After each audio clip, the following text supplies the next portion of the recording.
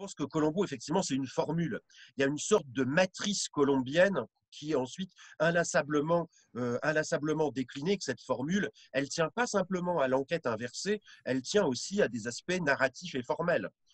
Pour les aspects narratifs, évidemment, il y a la question de l'enquête inversée, on va peut-être y revenir, mais il y a aussi d'autres éléments. Moi, j'ai longtemps pensé que chaque épisode était clos et que chaque épisode de Colombo était indépendant des autres. En réalité, quand on regarde tout à la suite, comme on peut le faire pour ce type de colloque, on se rend compte qu'il y a quantité d'échos d'un épisode à un autre et que même lorsque Colombo vieillit en même temps que Peter Falk, il fait lui-même référence à tout le temps qu'il a passé dans la police et avec des petites remarques dans lesquelles on reconnaît des enquêtes anciennes et qu'on a nous-mêmes vues il y a longtemps. Donc je pense que c'est pas simplement une série Colombo en quelque sorte, c'est aussi une sorte de feuilleton.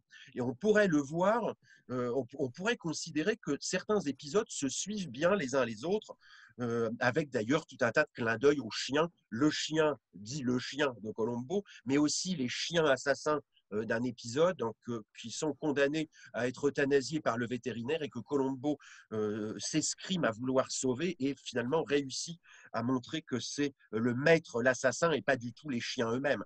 Donc ces échos peuvent être directs ou indirects. C'est pour ça que c'était intéressant la communication de Caroline sur la musique pour finir, parce que ces échos-là, ils peuvent être musicaux, mais parfois c'est simplement des échos thématiques aussi ou des petites images qu'on retrouve d'un épisode à un autre. J'ajoute qu'on a beaucoup parlé de Colombo, évidemment, parce que c'était l'objet du jour, mais qu'on pourrait consacrer une autre journée aux assassins eux-mêmes.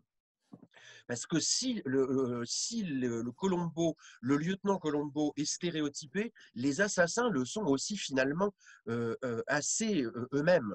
On trouve parmi eux beaucoup qui sont séduisants, qui sont froids, et comme on a eu l'occasion de le comprendre grâce à Antonio, ils appartiennent surtout à une société privilégiée. Et cette question de la lutte des classes, on va peut-être pouvoir avoir l'occasion d'y revenir dans la table ronde, il me semble bien qu'effectivement, ce qui se joue dans Colombo, c'est aussi l'opposition de la middle class à laquelle appartient le lieutenant et à la classe supérieure, la classe moyenne supérieure, la classe des possédants et des décideurs, comme on dirait aujourd'hui. C'est pour ça qu'il y a beaucoup finalement de chefs d'entreprise, alors ça peut être des croque-morts, bien sûr, ça peut être tout ce qu'on veut, mais qui sont des chefs d'entreprise ou bien qui sont des femmes d'action, qui sont des femmes, des publicistes, etc. On voit bien quand même que cette opposition de deux classes sociales est très importante dans l'ensemble. Il n'y a pas que le lieutenant qui est stéréotypé, il l'est bien sûr avec sa physionomie, la discrète d'observateur tranquille et son imperméable beige et ses mocassins un peu ridicules dont on apprend justement qu'ils coûtent très peu cher, etc. Mais enfin, il n'y a pas que le lieutenant qui est lui-même stéréotypé dans sa maladresse ou dans sa distraction ridicule, il y a aussi les assassins eux-mêmes qui le sont. J'ajoute qu'en plus, puisqu'Antonio parlait de transitivité, en quelque sorte de transitivité de la narration à travers dans l'ensemble de la culture narrative anglo-américaine ou anglo-saxonne, il me semble que c'est intéressant aussi dans la formule de l'enquête inversée qu'on se trouve comme spectateur à avoir l'impression que on prend le train en route en quelque sorte. C'est pour ça que ça commence aussi par le meurtre. L'histoire, elle a eu lieu avant et on la prend en quelque sorte en cours de route. Les mobiles, les motifs, etc., qui conduisent à l'assassinat se sont déroulés, on ne les connaît pas encore, c'est plus que du in medias res en quelque sorte.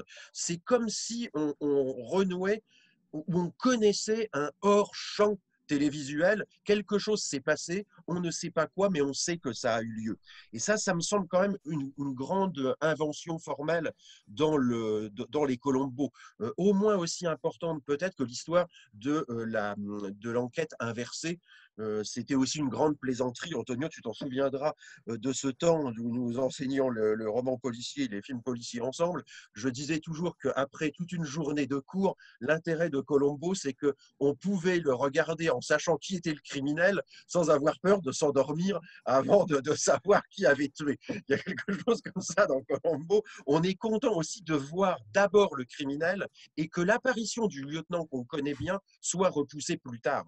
Finalement, c'est aussi ce qui nous réjouit dans Colombo. On sait qu'il va arriver, mais longtemps on repousse son apparition, un peu comme dans les films catastrophes ou certains slashers. On sait que ça va avoir lieu, on sait qu'on va voir Peter Falk arriver avec sa Peugeot, sa Peugeot dans un état catastrophique, qu'on risque de voir le chien et tout ce qu'on veut et qu'on verra l'imperméable et les mocassins, mais c'est pour plus tard.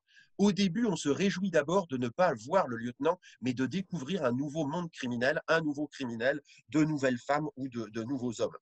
C'était très intéressant, évidemment, tous ces petits détails, et là, je pense qu'on va y revenir, mais ce qui unit aussi toutes les communications d'aujourd'hui, c'est l'obsession du petit détail qui ne colle pas. Alors, c'est évidemment tourné sur le mode comique ou partiellement comique de la part de Colombo, le petit détail qui ne colle pas et qui, évidemment, déclenche l'ensemble, non seulement de notre intérêt pour l'intrigue, mais c'est aussi ce qui constitue la fidélisation des spectateurs. Moi, je pense que si on est fidélisé à Colombo, c'est pas seulement en raison de l'imperméable, de la voiture, et du chien, etc. C'est aussi en raison du fait qu'on sait qu'on va avoir un, un, on va avoir un regard nouveau à chaque fois sur des petits détails qui ne collent pas. C'est pour ça que Silvano, avec cette histoire de décryptage des signes, etc., c'était aussi très intéressant d'avoir le pendant, en quelque sorte, sémiotique de ce qu'Antonio nous avait raconté en termes idéologico-politiques. C'est une sorte d'apprentissage de la lecture, Colombo. Colombo, ce qu'il fait à chaque fois, c'est qu'il nous apprend à lire et à voir. Parce que ce qu'il mène lui-même comme enquête, c'est d'apprendre à voir des choses que les autres ne voient pas.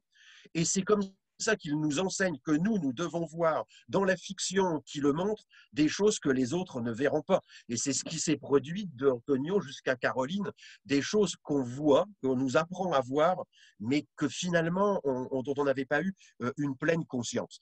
Bien sûr, quand même, il y a des échos de Colombo. Si on refaisait une journée Colombo, on pourrait presque faire une journée comparatiste. Parce qu'on voit bien que Colombo est à la fois proche et loin de Nero Wolfe, l'homme à l'orchidée dont on a plusieurs fois parlé, qu'il est pas si éloigné non plus d'Arabesque, et à mon avis qu'il est aussi très proche de Monk. Parce que Monk, comme Colombo, a un côté enfantin. On a peu parlé du côté enfantin du lieutenant Colombo aujourd'hui, mais il me semble quand même que c'est important. C'est un Il a ce côté puéril ou enfantin dans la nouveauté qu'il représente. Il découvre toujours le monde qui l'entoure avec un regard d'enfant. Et c'est aussi pour ça qu'il apprend, alors quand c'est un musicien, il est content d'apprendre à diriger un orchestre ou à jouer de la musique. Quand c'est un chef cuisinier, il est content d'apprendre comment on fait les îles flottantes, etc. Il me semble qu'il a un regard d'enfant, de naïf et de nouveau sur le monde, et que c'est aussi dans ce rapport-là de Colombo aux objets et au monde social, un rapport que je répète enfantin, c'est là aussi que s'origine notre goût pour lui. De ce point de vue-là, il me semble qu'on pourrait à la fois le rapprocher et bien le distinguer de Poirot. On a parlé plusieurs fois de Poirot. Ils ont des choses en commun. Par exemple, Poirot a le goût de la connaissance de la nature humaine. Et Colombo, ce n'est pas tellement la connaissance de la nature humaine qui l'intéresse, c'est plutôt un intérêt pour les comportements. Comment se comporter, comment se comportent les assassins. Ce n'est pas une sorte de réflexion psychologique chez Colombo comme ça l'est chez Poirot, c'est plutôt une réflexion d'observateur. C'est un behavioriste en quelque sorte, Colombo, et ça me semble aussi être une des sources de l'intérêt qu'on lui trouve. Ça, évidemment, et puis l'humour et la cocasserie, une sorte de grotesque ou de burlesque ou d'héroïque comique de Colombo qui réapparaît d'épisode en épisode. Et le fait aussi que tout l'émerveille. Moi, je crois qu'il y a quand même ça aussi dans le goût qu'on a pour lui, s'il nous sert de support d'identification, c'est aussi parce qu'il s'émerveille de tout, comme nous nous émerveillons de lui. Il est en quelque sorte notre représentant, notre support à l'intérieur de la fiction. Ça vaut d'ailleurs pour ces stéréotypes, ça vaut pour le lieutenant, ça vaut pour les assassins, ça vaut même pour les meurtrières, parce que il me semble aussi que c'est pas la même chose. Enfin, les épisodes ne sont pas tout à fait analogues selon que l'assassin est un homme ou que c'est une femme, et que l'attitude de Colombizzi n'est pas tout à fait la même. C'est pour ça qu'à l'origine, j'avais pensé, Antonio, tu te rappelles, j'ai pas du tout le temps de me plonger là-dedans, mais faire quelque chose qui aurait associé les enfants, les femmes et les animaux dans les Colombo. C'est évidemment pas du tout ni sexiste ni quoi que ce soit de cet ordre que je veux dire ici, mais il me semble qu'il y a un ensemble là Colombo, il aime les bêtes, il aime les animaux. Ça peut être le cacatoès, ça peut être les chiens, etc. Il aime les enfants. Il y a beaucoup d'épisodes dans lesquels il est proche d'un enfant ou d'un adolescent. Le petit génie, par exemple, qui a inventé le robot, etc. Cette espèce de geek enfant avec qui Colombo sympathise. Il aime aussi les femmes. C'est certes pas un playboy, c'est pas un séducteur comme on pourrait le trouver, on trouvait des traces dans les romans noirs, dans les films noirs ou même dans les films néo-noirs, mais il a quelque chose d'un rapport privilégié avec les femmes. D'ailleurs, je pense à cet épisode dans lequel il est confronté à une écrivaine qui, pour venger la mort de sa nièce, finit par tuer en l'enfermant dans une chambre forte, dans un coffre-fort, celle celui qu'elle sait qui est responsable de cette mort. Et finalement, on voit bien que Colombo est à deux doigts de la pardonner, en quelque sorte. Il la comprend et la pardonne. Et ça, je pense que c'est aussi intéressant dans la perspective religieuse ou presque religieuse dont on a parlé tout à l'heure, à la suite de l'intervention de Silvano et puis des remarques de Christian, etc. Il y a quelque chose de religieux, me semble-t-il, chez Colombo. Bien sûr, les femmes ne sont pas exemptes elles-mêmes de stéréotypes habituellement attachés aux femmes. Elles sont souvent présentées comme jalouses, cupide, ambitieuse, etc. Il y a bien aussi une stéréotypie féminine dans les Colombo, ça c'est tout à fait clair, mais il me semble quand même que le monde des femmes est traité avec plutôt de l'indulgence, une indulgence plus grande, disons, que pour les assassins masculins. C'était pas l'objet de la journée d'aujourd'hui, mais il y aura peut-être quelque chose à faire sur Colombo et gender, en quelque sorte. Ou Colombo et genre au pluriel, c'est-à-dire genre au sens de genre, roman, feuilleton, série, etc., et croiser ce genre dans ce sens-là, et le gender, il me semble qu'il y a quelque chose qui serait intéressant. Il y a toutes les femmes complices, il y a les femmes empêchées, il y a les femmes entravées dans leur désir de réussite. C'est quand même aussi, elles sont des figures de personnages représentant le désir contrarié. Il y a tout ça quand même, et ça donne quand même une grande complexité, y compris dans le SOS Scotland Yard, dont il a été question et que j'aime beaucoup parce qu'il n'est pas californien, justement, et que comme celui qui se déroule sur le bateau de croisière, j'aime bien aussi Colombo hors de chez lui. Tout ça, ça me semble intéressant de le constater. Il y a évidemment le personnage féminin de l'histrione, c'est pas tout à fait de l'hystérique, mais de l'histrione, de la comédienne outrancière, et surjoue toujours tous ces rôles. Le réalisme social, moi, on pourrait presque, alors pas du tout au sens de Brecht, mais on pourrait presque dire que la série de Colombo, c'est une série du réalisme social qui met aux prises une série de clivages, d'oppositions entre classes sociales, entre microcosmes. Après tout, le lieutenant Colombo, il est sans cesse dit et redit qu'il est italien. Il est une représentation en quelque sorte d'un microcosme, celui des Italo-Américains qui n'ont pas choisi la mafia mais qui ont choisi la police, comme les Irlandais l'avaient fait de leur côté en quelque sorte. Il est le représentant d'un microcosme, et d'épisode en épisode, on passe d'un microcosme à un autre, on passe des avocats au monde du sport, du monde du sport au monde des parieurs, du monde des parieurs au monde de l'entreprise, etc. C'est pour ça que ça me semble intéressant, même dans les épisodes dans lesquels il apparaît comme une sorte de caricature de lui-même. C'est Silvano, je crois, qui a utilisé l'expression tout à l'heure, le lieutenant Colombo dans les derniers épisodes comme caricature de lui-même. C'est vrai qu'on a un peu plus de mal avec le Colombo plus récent, mais même dans ces cas-là, il est à mon avis loin d'être inintéressant, parce que justement, il montre un personnage qui vieillit. Alors ça, c'est peut-être une marotte personnelle, mais c'est ce que j'aime dans les soaps. Par exemple, dans les soap opéras, on voit les personnages vieillir. On les a connus jeunes, et ils nous ont connus jeunes, et on les connaît vieux, et ils nous connaissent vieux en quelque sorte. Et il y a quelque chose d'attachant à cela aussi dans ce lieutenant Colombo qui vieillit.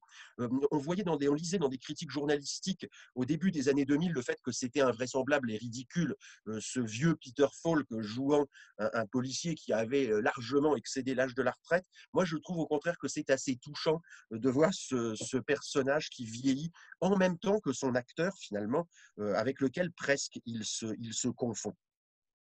C'est d'autant plus intéressant que je le disais tout à l'heure qu'il fait de multiples références aux premiers épisodes et aux premières saisons de son propre rôle, ce qui va dans le sens de l'autoréférentialité, dont a parlé Antonio pour finir, cette autoréférentialité qui est aussi quand même un des critères de la culture pop, en tout cas de la culture postmoderne. Ça, il me semble que on n'a pas attendu les Simpsons, en quelque sorte, au cours duquel, dans le générique, ils se mettent devant la télé comme nous sommes devant notre propre télé en train de les regarder, pour qu'il y ait cette dimension auto-réflexive, auto-référentielle, et que Colombo, et là, la présentation de Caroline l'a bien montré, ce sont aussi des séries, des épisodes qui parlent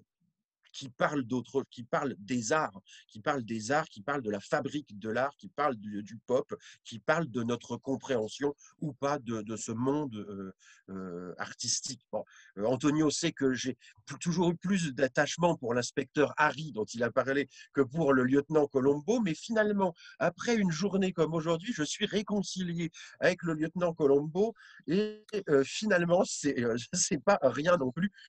Et je vous remercie tous de ces présentations très enrichissantes et je laisse la parole aux uns et aux autres et à nous tous en quelque sorte pour cette table ronde en fonction de tout ce qu'on a dit aussi dans la journée ou s'il y a des demandes de précision, etc. Voilà. Remercions encore les organisateurs quand même pour cette journée passionnante. A bien marché, je craignais un peu par Zoom mais ça marche parfaitement et sans problème. Merci beaucoup, Sébastien. En fait, Alok, par rapport à ce que tu disais de Colombo comme un enfant, Link et Levinson le disent eux-mêmes il y a il y a un petit extrait qu'on retrouve sur Internet parce que c'est un extrait d'un livre sur la télévision, Stay Tuned, sur la télévision de ces années-là. Et Levinson et Link, ils disent que justement, ça fait partie de la création. Moi, je parle de co-création.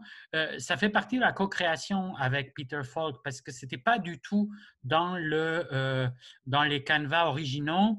Et d'ailleurs, ce n'était pas du tout la façon dont Fried avait joué Prescription Murder. Malheureusement, on n'a pas l'enregistrement de la pièce et on n'a pas le téléfilm initial, ce qui est très dommage parce que ça pourrait faire vraiment l'objet d'une étude très intéressante sur Colombo avant Falk. Mais justement, il souligne qu'une des choses que Falk a apporté, il dit c'est childlike wonder. Donc justement, l'émerveillement enfantin. Et ça, c'est quelque chose qui n'était absolument pas dans le scénario comme tel. C'est un ton, vraiment un ton que l'acteur a apporté. Ça ne se retrouve pas nécessairement après, par la suite, oui, évidemment, parce que ça fait partie du personnage, etc. Mais ce n'est pas quelque chose qui se retrouvait dans Prescription Murder à l'origine. D'ailleurs, on l'a déjà un peu souligné, dans Prescription Murder, il est beaucoup plus agressif et notamment, il fait quelque chose qu'il ne va jamais faire, c'est qu'il violente justement la maîtresse complice du psychiatre. Et donc, ce rapport qui est beaucoup plus proche du policier noir, du roman noir, et qui est beaucoup plus proche de ce que Fried avait incarné, qui était un physique très menaçant. Et comme je disais, ça vient du film noir et c'est vraiment un flic de film noir. Alors que là, Colombo va apporter vraiment quelque chose de très différent par la suite. Mais oui, l'aspect enfant, je pense qu'il est tout à fait essentiel. Il est tout sauf un enfant dans ce premier pilote, hein. Il est très très sérieux. Ses hypothèses sont assurées, même s'il doit recourir là, à une force et une manipulation je dirais qu'on ne reverra plus, ou enfin plus dans cette forme aussi. Mais moi, je voulais revenir sur l'enfant. C'est justement cette capacité à s'émerveiller, peut-être, qui rend ce regard sémiotique aussi puissant et aussi fort. C'est-à-dire, pendant que les adultes et les gens très codés regardent d'un côté, lui regarde de l'autre. Et c'est les détails insignifiants, une certaine naïveté qui fait en sorte que, et c'est pas une si grande naïveté, mais c'est ce qui fait en sorte qu'il trouve l'élément qui va le mener. Il y a quelque chose aussi de cet ordre où est-ce qu'on a vu, je crois que c'était dans un des extraits de Caroline, oui, c'était l'extrait justement au concessionnaire automobile, juste quand il est sorti sous la voiture et il s'est aperçu un peu, il joue un peu comme un enfant qui joue dans un terrain de sable et il se frappe les mains, ce qui arrive souvent, ça me fait souvent penser à Tintin lorsqu'il dit Eureka, hein, quelque chose qui arrive. Et c'est ce qu'il fait, hein, c'est se mettre dans des situations, et c'est ce que j'ai appelé un abducteur, c'est-à-dire il procède par logique de l'abduction, c'est ni de la déduction ni de l'induction, c'est en se confrontant au monde, en allant sur le terrain, il y a quelque chose, il y a une idée qui va surgir, il y a quelque chose qui va surgir, et c'est ce que Peirce s'appelle la logique de l'abduction. Et c'est peut-être les enfants qui sont plus près de cette logique-là, qui évidemment un monde adulte ou qui fonctionnent par déduction, par induction.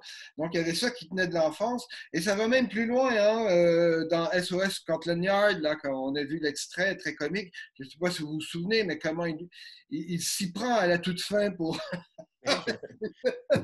d'où ça lui vient, c'est cette capacité, quand il jouait avec ses amis, hein, il le dit, quand je jouais gosse avec mes amis, on joue aux billes, non, mais c'est pas uniquement risqué, c'est complètement quelque chose d'absurde pour un policier de tenter de coincer quelqu'un sur un jeu qui lui vient de l'enfance. Donc, l'enfance lui sert beaucoup. Et il joue à essayer d'attraper, il joue à des pièges qui sont tout à fait, qui sont pas qui appartiennent, je dirais, à un monde enfantin. Mais il a quelque chose d'enfantin dans beaucoup de choses finalement. Il y a le moment, il a des bananes avec lui, il vient avec une banane et il propose des bananes de son goûter à ses collègues policiers. Il est très souvent à quatre pattes. Et puis, il est glouton comme un enfant, il est gourmand. Non seulement le chili, mais dans des épisodes, il y a des petits fours. Alors voilà, qui mange les petits fours. Puis il y a du caviar. Alors voilà, non, mais c'est aussi il y a une sorte de gourmandise et de naïveté feinte, évidemment, de la part de Colombo, qui, à mon avis, renforce non pas notre sympathie seulement, mais notre identification à lui, comme s'il nous ramenait nous-mêmes à des stades archaïques de notre développement psychologique, à nous. C'est-à-dire, il nous fait redevenir enfants momentanément avec ses pièges, avec ces petits, voilà, envoyés dans le parapluie à distance dans l'épisode de Scotland, comme s'il jouait au billes, etc. Il nous ramène à des stades archaïques de notre développement à nous. Et je pense que de ce point de vue-là, on s'identifie effectivement à lui. Ouais, ou encore dans cet épisode, c'est ces photographies qu'il fait de Londres. Je ne sais pas si vous vous Oui. souvenez, il photographie n'importe comment, un peu comme un enfant à qui on donne un appareil photo et qui finalement ne sait pas c'est quoi une prise photographique, ne sait pas c'est quoi une image. On le revoit. Et c'est aussi face à la technique. Hein, donc il a cet émerveillement face aux objets, aux gadgets, etc. Et il y a c'est presque par moments pédagogique, c'est-à-dire qu'on apprend des choses sur la technique, bon, sur des techniques qui aujourd'hui nous paraissent un peu par moments archaïques, mais qui à l'époque devaient être enfin euh, comme un répondeur téléphonique ou être capable de mettre en délai un répondeur téléphonique, etc., etc., ou encore la manipulation sur les chiens. À partir du code secret Rosebud, qui vient Ouais. de référence à Citizen Kane, etc. Donc, il y a ça, mais ce jeu, hein, ce jeu de manipulation à partir des gadgets est aussi, appartient, je crois, un peu aussi au monde de l'enfance, jusqu'à son kit de chimie, évidemment, qui vient de l'enfant. Je pense, Caroline, tu avais levé la main à un moment donné. Ça a été un peu dit, voilà, je me demandais jusqu'à quel point il joue en fait sur les codes de l'enfant. Il joue à la frontière entre, oui, il a des références archaïques, mais aussi il veut un peu passer pour un ego, voilà, il veut faire l'inoffensif. Donc faire l'enfant, c'est aussi, voilà, jusqu'à quel point il est vraiment émerveillé quand il va dans une cuisine, voilà, mais ce côté, je suis émerveillée je suis étonnée, c'est une manière je m'intéresse à un truc psychologique, je m'intéresse à vous pour que la personne voit en Colombo un allié plutôt qu'un inspecteur qui vient poser des questions frontalement. Voilà, donc jusqu'à quel point il est vraiment émerveillé et jusqu'à quel point il a conscience du propre comique et, voilà, et des codes qu'il est en train de développer. C'est pas purement enfantin. Voilà. Et puis l'autre chose, c'était par rapport au genre. Il fait effectivement quelque chose. Je voulais faire la blague Colombo et le gender et Colombo et le vendors, mais bon. Bref. Mais au-delà du genre, en fait, moi, je pense que c'est plutôt un type de personnalité qui peuvent être aussi bien vraiment féminin que. Enfin, c'est pas genre avec les femmes, avec les hommes. C'est surtout avec les gentils, en fait, avec les gens dont il sait qu'il y a un rapport aux gentils de l'histoire. Par exemple, quand le vin est tiré, là, non, pas non, je ne sais plus, dans l'épisode qui se passe dans le restaurant, l'assassin, en gros, on comprend que le commis, qui est italien aussi, pourrait être complètement l'assassin, parce que c'est lui qui allait chercher la bouteille, et voilà. Et on voit qu'avec lui, il a compris, en fait, c'est pas que ce soit un homme, que ce soit une femme, il a vu l'innocent, il voit l'innocent, et il le traite en innocent, en gentil, quel que soit le genre, en fait. Ça va au-delà de ça. Il est pas plus il est différent avec un homme. Une femme, il est différent selon est-ce que c'est un assassin, est-ce que c'est un manipulateur, est-ce que c'est une victime, est-ce que cette personne-là, qu'elle soit homme ou femme, elle est victime du commanditaire du meurtre. Voilà, c'est plus. C'est pas vraiment. Voilà. Après, il y a toujours des études à faire au niveau du genre, mais ça me semble un peu plus. Par rapport à la première remarque, ça fait partie de Colombo, c'est-à-dire que, comme on l'avait déjà signalé, il est très difficile de l'extraire du rôle qu'il joue dans la mise en scène de soi, d'où le côté goffmanien, selon la théorie qu'on est toujours en représentation dès qu'on est en société. Donc, ça semble illustrer ça, le fait qu'on ne puisse pas vraiment toucher du doigt les moments d'authenticité colombienne. Par contre, ce qui est vrai, c'est que c'est à partir, c'est-à-dire que ce jeu avec les coupables, c'est aussi le jeu avec le spectateur, et c'est normal aussi que nous prenions son acte comme sa nature, donc sa performance pour son essence, parce que aussi c'est la seule chose à laquelle on peut vraiment, en tant que spectateur, se raccrocher, parce que la plupart du temps où on voit Colombo, on le voit en performance, en présence de suspects. Il est rare finalement les quelques moments où on ne le voit pas dans ce rapport-là. Et du coup, la domesticité, pour rejoindre plus l'aspect des rapports hommes et femmes, la domesticité aussi, elle est difficile à établir, puisqu'on ne sait pas à quel point tout ce qu'il rapporte par rapport à sa femme, c'est des choses qu'il invente sur le coup par rapport à l'intérêt tactique de ce moment-là dans l'argumentation, donc par la rhétorique, et qu'est-ce qui vraiment revient à une réelle complicité entre lui et sa femme, qui, beaucoup de gens l'ont soulevé, était quand même assez novatrice. Elle appartenait plus au monde du soap et du sitcom, cette complicité conjugale, que le monde du récit policier, évidemment, où il y a très peu ce type de rapport. Et dans ce rapport-là, des fois, il y a un côté infantilisé aussi de Colombo par rapport à sa femme. Sa femme ne lui permet pas de faire telles affaires. Il doit lui demander s'il peut, etc. Donc ça aussi, ça va. Donc, en fait, il y a comme des postures colombiennes qui sont tout le temps en train de changer, et où tout à coup, il peut se retrancher du côté de l'enfant. À un autre moment, il va se retrancher du côté de l'empathie humaniste, un peu à la Maigret. À un autre moment, on s'en va plus vers le flic qui met de la pression psychologique sur le… Donc, on dirait que tout fait partie d'une sorte d'immense répertoire colombien, ce qui fait la complexité, mais l'intérêt, évidemment, puisque… bon, ça, c'est une des théories que toujours Sébastien aime, et qui est très juste, c'est qu'on s'identifie plus aux structures, finalement, qu'aux personnages comme tel, comme construction.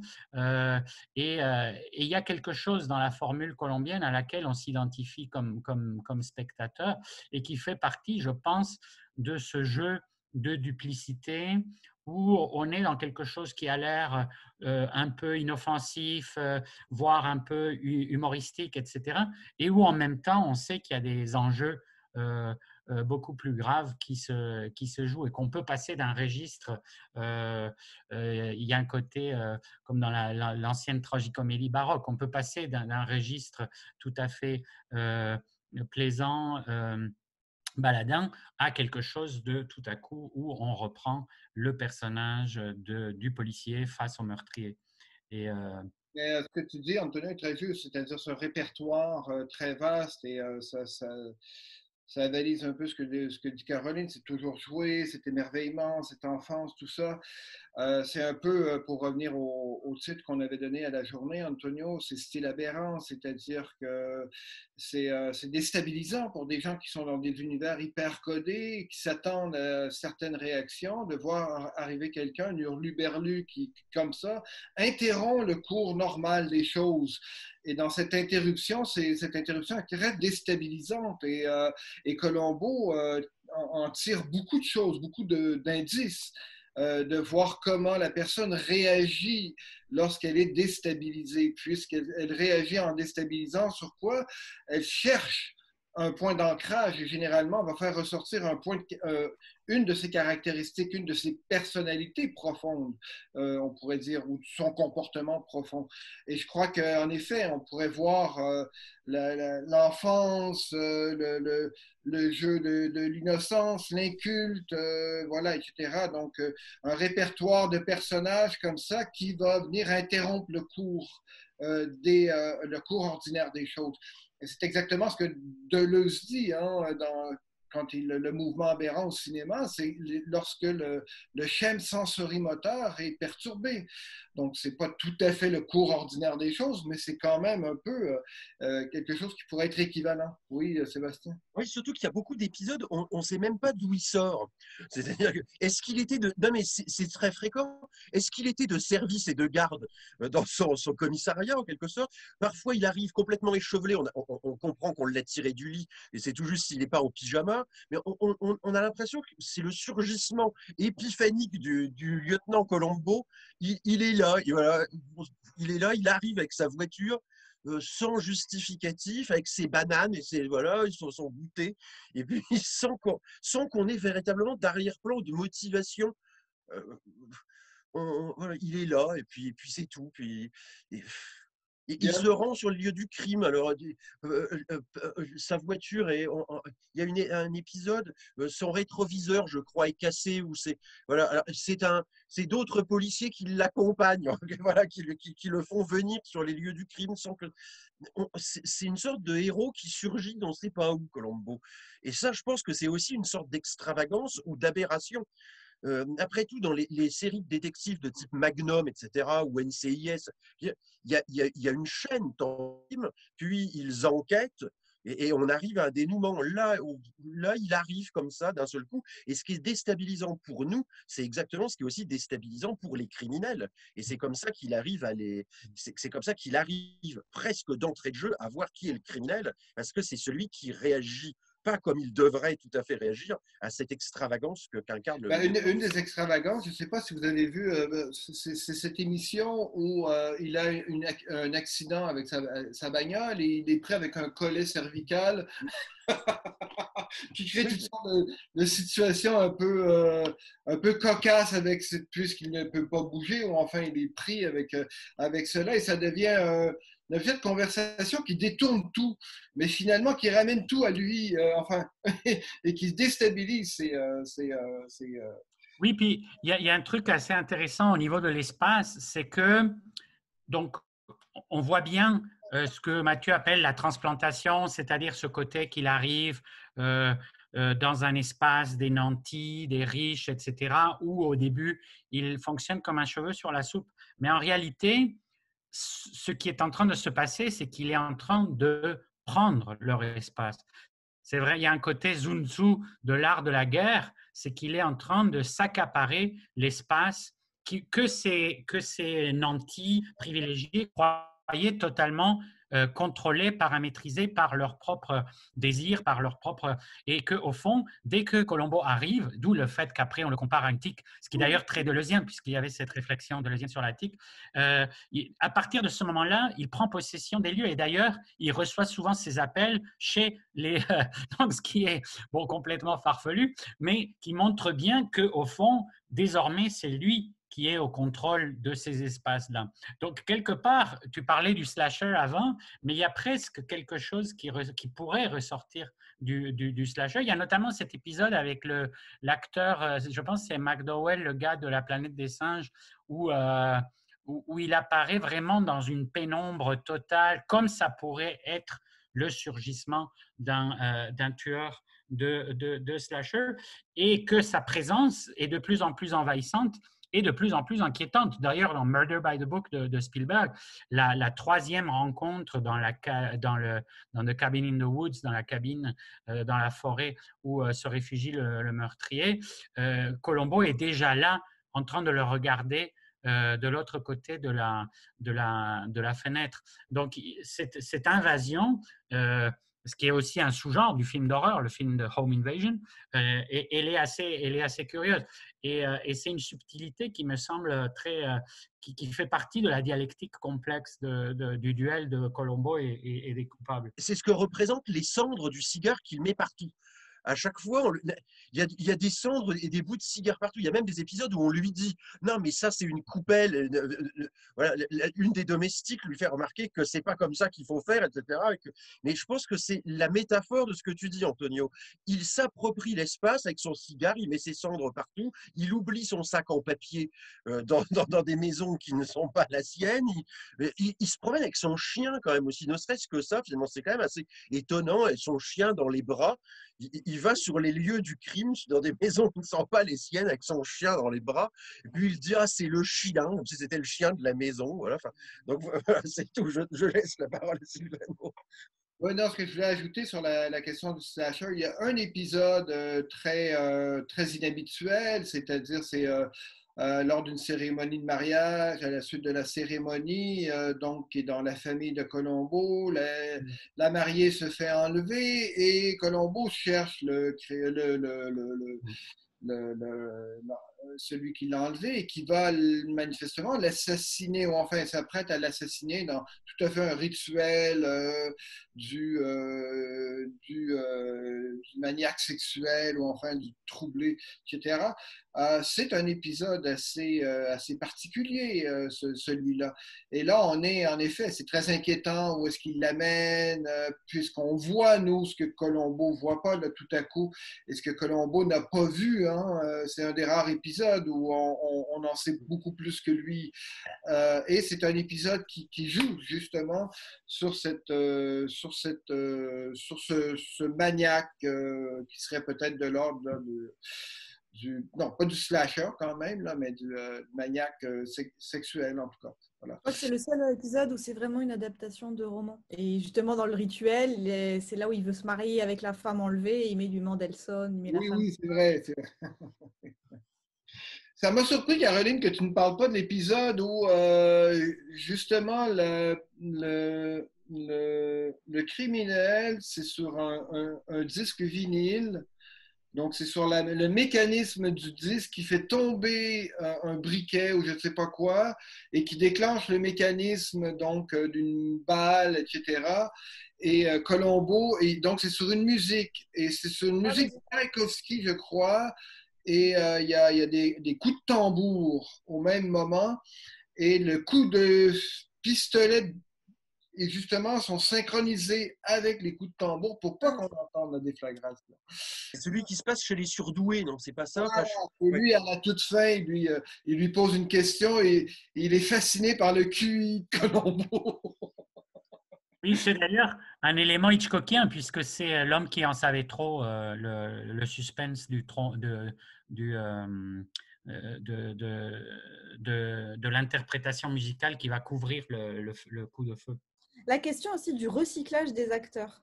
Enfin, le recyclage aussi. Enfin, il y a beaucoup aussi sur les stéréotypes. Est-ce que c'est toujours les mêmes acteurs, les acteurs qui jouent les mêmes acteurs ou actrices qui jouent les mêmes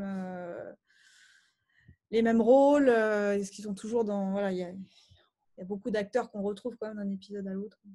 William Shatner, entre autres, qui joue 2 fois à peu près le même rôle. Oui, puis on sent que ça fait partie. Il y a un aspect un peu corporate là que Christian pourrait nous mettre plus de l'avant, mais il y a un aspect corporate parce que j'avais lu que c'est parce que c'est des acteurs qui étaient encore sous contrat de l'Universal, donc selon le vieux système des studios, alors que le système des studios n'existait plus. Donc, c'est assez intéressant parce que c'est comme une sorte de survivance spectrale du monde des acteurs sous contrat et qui devient aussi quelque chose d'étrange dans la série qui fait que c'est un peu beaucoup de ces acteurs finissent dans Columbo, c'est-à-dire que des gens qui ont connu la grande époque, des immenses tournages hollywoodiens, tout ça se retrouve tout à coup dans des petites séries télé et ça contribue à donner une aura assez particulière aussi aux enjeux D'ailleurs, la rivalité entre Columbo et les stars de Hollywood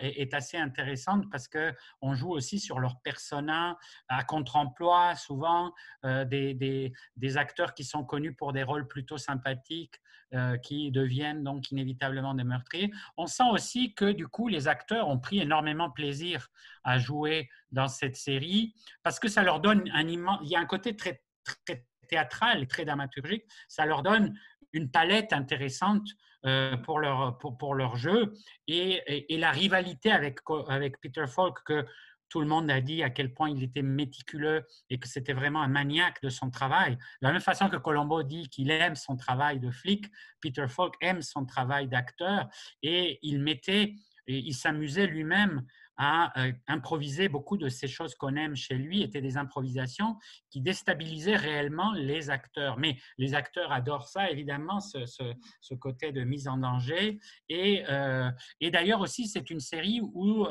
certains acteurs, dont Peter Falk, ont parfois réalisé. Donc, c'est devenu un peu une sorte de laboratoire d'expérimentation, un peu à la croisée entre le vieux Hollywood et le nouvel Hollywood, parce que finalement, c'est Spielberg quand même qui réalise un des premiers. Et il va y avoir certains réalisateurs qui sont plutôt du côté du nouvel Hollywood et des stars qui, elles, sont vraiment du cinéma des années 40, 50, etc. Donc, cette dimension aussi, évidemment, est très belle. Quand même une recherche, je ne sais pas si ça se retrouve dans d'autres séries, mais ce qui est quand même assez incroyable, c'est de faire jouer les acteurs dans leur propre rôle.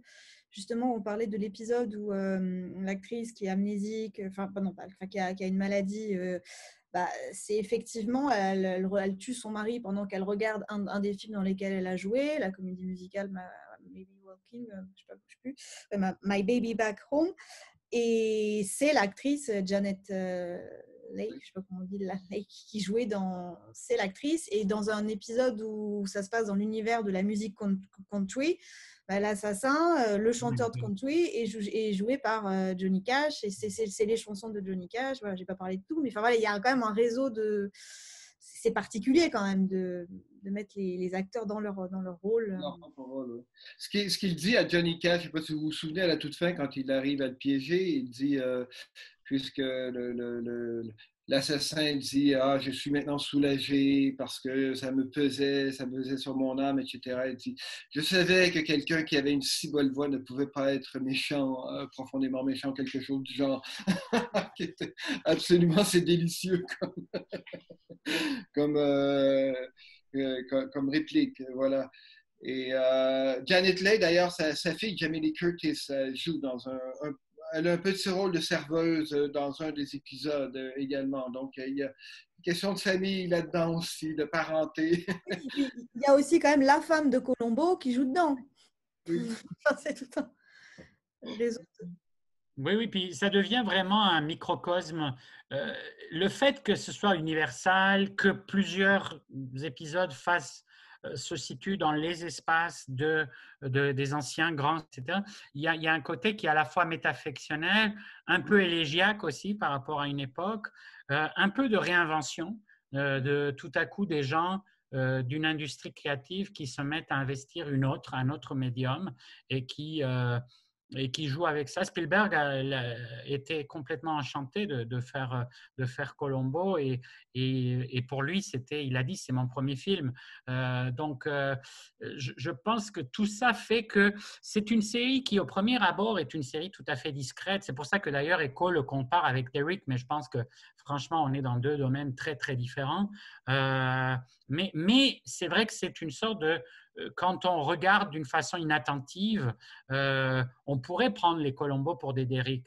On pourrait juste en rester à cette sorte de banalité apparente que incarne d'ailleurs le personnage. Mais au fond, c'est clairement une série qui a été d'ailleurs à l'intérieur de l'industrie, a été considérée comme une des meilleures séries de l'histoire des séries télé.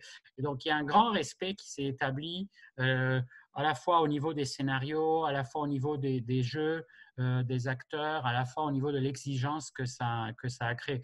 Alors, elle n'est pas tout à fait, elle n'est pas citée dans les généalogies du nouvel âge d'or des séries, mais il y a quand même donc Bochco, le gars de Hill Street Blues, qui est là-dedans, et lui, il crée vraiment une filiation parce que, au fond, la quality TV dont on parle, les quality TV shows, etc., qu'on connaît à partir des années 90-2000, un de leurs ancêtres, c'est Columbo. On n'y pense pas tant que ça parce que ce n'est pas le format, comme tu disais, Sébastien, ce n'est pas le format a priori des grands feuilletons dramatiques comme vont l'être Les Sopranos, etc., etc. Mais dans le format épisodique, il y a quand même une haute intelligence qui s'est appliquée à cette série, une grande inventivité et qui la situe à la fois dans son époque comme une sorte de chef-d'œuvre par rapport à la télé des années 70, mais aussi dans une filiation de cette sorte de nouvelle légitimité culturelle qu'a acquise la série télé dans les 20 dernières années. Et clairement, elle a sa place dans cette sorte de canon ou de panthéon. Je pense qu'il commence avec Columbo quelque chose qui va se prolonger jusqu'à nos jours, c'est-à-dire le renouveau de la série policière. Parce qu'en réalité, on avait l'impression que c'était un modèle complètement usé. Et grâce à Columbo, ça reprend. Et on a quelques séries de ce type-là dans l'histoire plus récente. Je passe The Wire, par exemple, qui relance la série policière alors que ça semblait mort. La série sur écoute, ça semblait complètement terminé. Les séries policières, c'était finalement has-been. Alors soit on passait à autre chose de type fantastico-policier, de type X-Files, etc., ou les séries médicales dont on parlait tout à l'heure. Et puis Columbo, comme certaines autres séries, permettent de relancer complètement un genre qui semble tomber en désuétude et presque mort. Magnum, sans doute la série Magnum, je ne parle pas du remake actuel, j'ose dire, mais le Magnum historique avec Tom Selleck, je pense, a joué aussi ce type de rôle-là. D'ailleurs, il y aurait bien des points de comparaison entre Magnum et Columbo, parce qu'on disait Columbo enfantin, Magnum, c'est aussi une forme d'enfant. Il a son poulet en peluche, là, etc. Il vit complètement assisté comme un enfant. Non, mais assisté par Robin Masters et assisté par Higgins, qui est une figure de père, etc. Alors, c'est pas du tout dans le même registre que Columbo, mais ça relance aussi l'intérêt du public pour un genre apparemment tombé en déliquescence ou tombé en désuétude. Je pense qu'on pourrait presque faire une sorte d'histoire, une histoire des grandes séries en quelque sorte. Et Columbo en ferait partie. Et pas, par exemple, X-Files. Voilà, mais... Est-ce que, comme on dit en Espagne pour Colombo, on n'est pas les seuls. Il y avait eu le livre de Mathieu, le livre de Constant. Il y a eu quelques, mais c'est vrai que ça reste un peu un mal-aimé de la critique. Et je pense que c'est parce qu'elle a été dupe du personnage lui-même. L'intervention de Caroline, et ils verront qu'il y a quand même là des couches de sens où on n'aurait pas douté. Et voilà.